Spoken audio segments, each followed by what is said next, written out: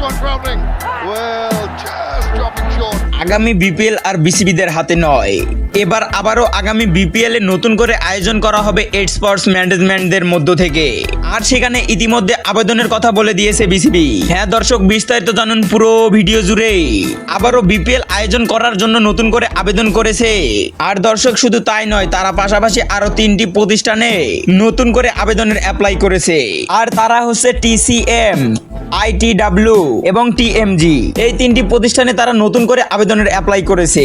আর আজ 26শে জুলাই আজই চূড়ান্ত হতে চলেছে কোন ম্যানেজমেন্টের হাতে তুলে দিবে এবার বিপিএল। আর সেখানে প্রশ্ন হলো, এবার কি রাইস ওয়ার্ল্ড উইট পাচ্ছেন বিপিএল দলটি?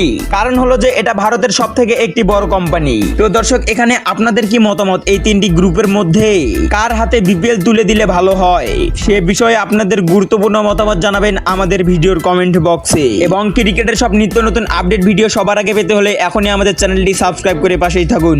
ধন্যবাদ।